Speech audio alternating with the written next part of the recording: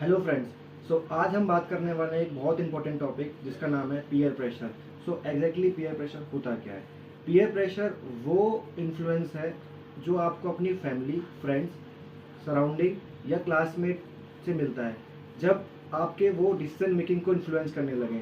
जैसे कि हम एग्जांपल लेते हैं, मुझे एक सस्ता स्मार्टफोन चाहिए, लेकिन मेरे सोसाइटी में या मेरे फ्रेंड्स के पास अगर महंगा आईफोन है तो वो मेरे डिसीजन को इन्फ्लुएंस करेगा कि मुझे भी अच्छा आईफोन चाहिए, मुझे भी महंगा आईफोन चाहिए ताकि वो मेरी वैल्यू को इंक्रीज़ करे। तो यही पीयर प्रेशर है। अब ये अफेक्ट कैसे कर रहा है आपको? इससे क्या होगा? आपका स्ट्रेस बढ़ेगा, आपका एंजाइटी बढ़ेगा या आपका लो स्टीम बढ़ेगा, आप कॉन्फिडेंस फील नहीं करोगे लाइफ में। तो ये इस चीज़ से आपको इफेक्ट कर रहा है।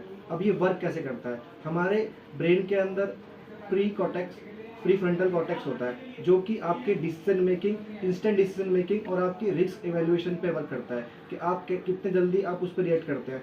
तो ये वहाँ इफेक्ट करता है, ठीक है। उसके बाद हम इससे कोप अप कैसे कर सकते हैं? देखो, सबसे मेन चीज़ है जो आप इससे निपट सकते हो या फिर आप इससे कैसे सामना कर सकते हो।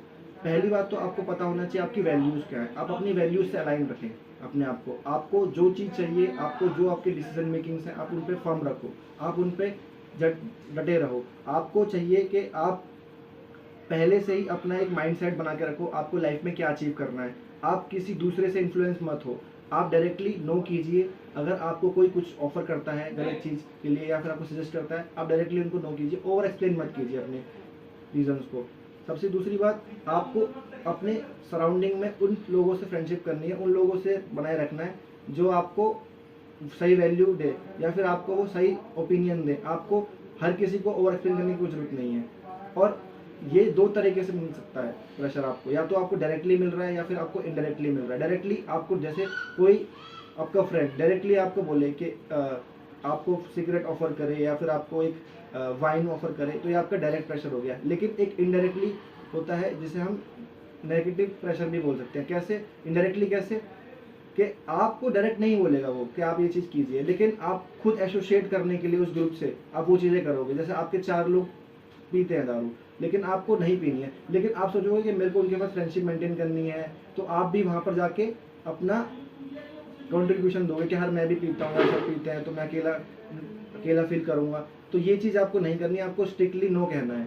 तो ये चीज़ हो गई। और दूसरी चीज़, आपको कोप अप कैसे करना है? आपको अपनी वैल्यूज़ पे अलाइन रहना है। आपको अपना डिसीजन मेकिंग चेंज नहीं करना है, आप फर्म रहिए अपने डिसीजन पे।